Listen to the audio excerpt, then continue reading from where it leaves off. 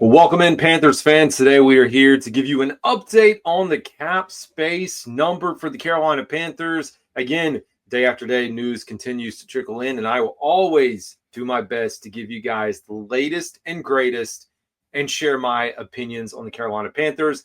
Also, call into the show, 910-679-6927 on Friday. The Friday free-for-all will be everyone's messages that have come in this week. I appreciate all you folks that are tuning into the show. But without further ado, you're here to hear about the updated cap number. And per Dan Graziano and other multiple sources, the NFL today informed teams that the 2025 per team salary cap will fall in the range of $277.5 million to $281.5 million. Again, way up from last year. Last year's cap, which was $255.4.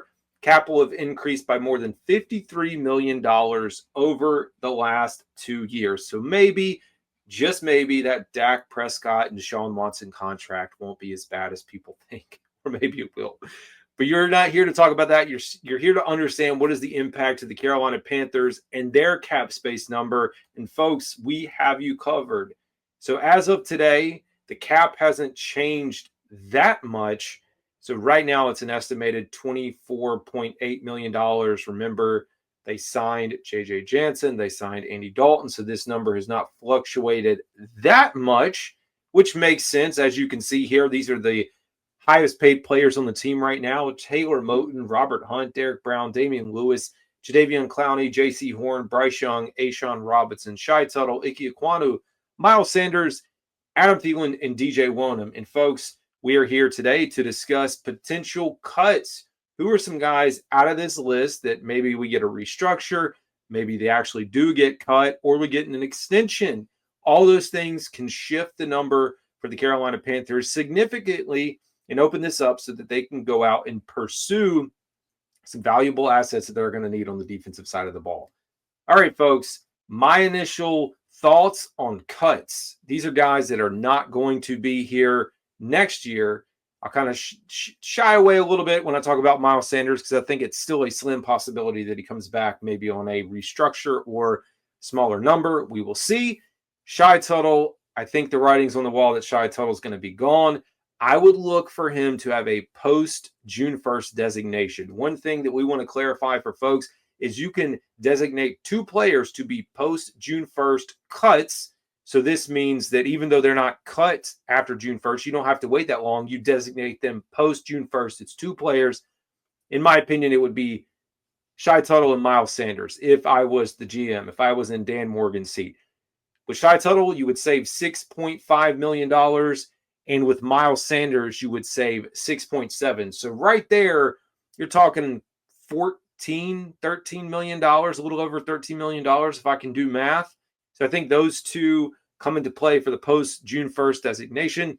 We know Adam Thielen's here for another year. I wouldn't expect an extension or anything like that. I don't think DJ Wonnum, Jesse Jewell, Chuba Hubbard, definitely not Chuba, or Icky are in this mix. Now, there's a few things that can happen that change all this for us. But before we get into that, Dane Jackson. Dane Jackson is the other on the roster. It's not significant, but you would save $3.3 million. And when you add all this together, you are now talking about $17 to $18 million more, puts you at around $41-42 million in cap space. Of course, next year is going to look much better, but we are getting closer and closer to the conversation that's going to have to be had around what are the Carolina Panthers going to pay Bryce Young. Is he a middle-of-the-pack quarterback? Is he the next quarterback that gets 200, 300, 400 million, whatever that number turns out to be? I don't think he's in that status yet, but I think he's trending towards at least 35, 40, 45 million per year, which seems to be the new norm for quarterbacks. So you have a very small window here in his third year. Next year in the fourth year, you can pick up the fifth-year option to bring in some assets around him and build a team the best that you can. So the only other players, if we go back to the slide we were looking at here, I would look for a extension for Taylor Moton, but I will tell people, one, he's very good. I think he should be here, but that's a ton of money.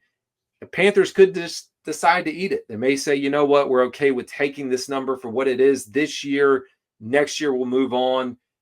We'll give you a new contract. They can't keep pushing it down the road. That's the only problem. But maybe they can work through an extension, get him here for another year or two, lessen the blow. And guess what? You just convert that money into a bonus. So they still get the money. You just lessen the cap burden down the stretch. The only other option is adding voided years, which we're not a fan of adding those years on top of it. The other news that can come into play as far as lowering the number is J.C. Horn. J.C. Horn currently $12 million due. Definitely a possibility if you sign an extension that you lower that cap hit. So anyways, folks, that's going to do it for today's show. Appreciate y'all tuning in. Let me know what you think. This is Carolina Dad. Y'all have a good one.